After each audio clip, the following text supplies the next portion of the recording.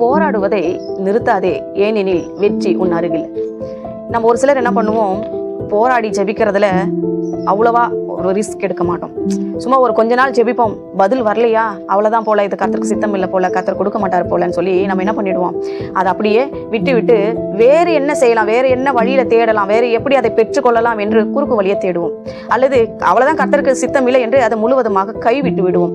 அதுதான் நம்ம வாழ்க்கையில கூடாது. இதை நம்ம செய்தோமானால் அது அடைய வேண்டிய லக்கை அடைய முடியாது, பெற வேண்டியதான பரிசுகளை பெற்றுக்கொள்ள முடியாது. ஒரு மனிதன் இருந்தாராம். அவர் தூங்கும்போது ஒரு சொப்பனத்தை கண்டாராம். அந்த சொப்பனத்துல சொர்க்கத்துக்கு போனாராம், அதாவது பரலோகத்துக்கு போனாராம். பரலோகத்துக்கு போகும்போது ஒரு அறைக்குள்ள கொண்டு போய் விடப்பட்டாராம். அந்த அறைக்குள்ள போகும்பொழுது அவருக்கு என்ன நடந்ததாம், திடீரென்று நிறைய பெட்டிகள் இருந்ததாம். பார்க்க தகவென்று மின்னினதாம். அந்த பெட்டிகள் எல்லாம் பார்க்கறதுக்கு தங்கம் போல இருந்ததாம். ஒரு சில பெட்டிகள் திறந்தும் ஒரு சில பெட்டிகள் மூடியும் இருந்ததாம்.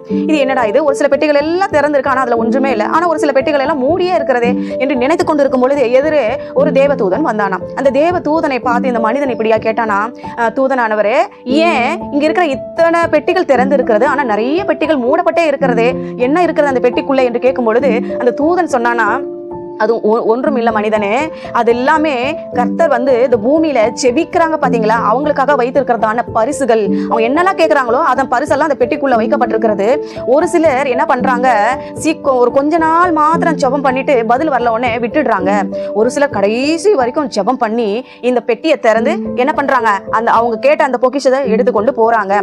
ஒரு சிலர் இந்த பெட்டியை திறக்கிற வரைக்கும் திறக்க முடியலன்னு உடனே என்ன பண்ணிடுறாங்க, அவ்வளவுதான் கர்த்தருக்கு சித்தம் இல்லை போல, அவ்வளவுதான் எனக்கு பதில் வரலன்னு சொல்லிட்டு, பதில் வரல அப்படின்னு தெரிஞ்சவன கர்த்தருக்கு சித்தம் இல்லைன்னு விட்டுடுறாங்க.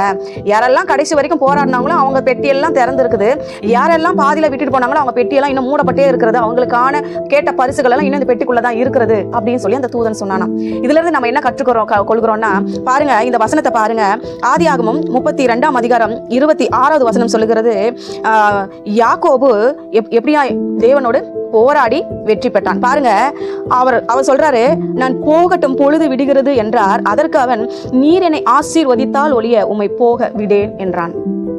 விடாப்படியா இருந்து நீர் என்னை ஆசீர்வதித்தாதான் அந்த ஜெபத்தை நிறுத்துவேன், நீர் ஆசீர்வதித்தாதான் இந்த குறிப்புக்காக ஜெபிக்கிறத நான் நிறுத்துவேன், நீர் என்னை ஆசீர்வதிக்கிற வரைக்கும் நான் அதை தொடர்ந்து கேட்டுக்கொண்டே இருப்பேன் என்று நீ தொடர்ந்து ஜெபித்துப்பா, வெற்றி நிச்சயம். உனக்கான பெட்டியும் திறக்கப்படும், நீ கேட்ட பொருளும் எடுத்துக்கொண்டு மகிழ்ச்சியோடு திரும்ப வருவாய்.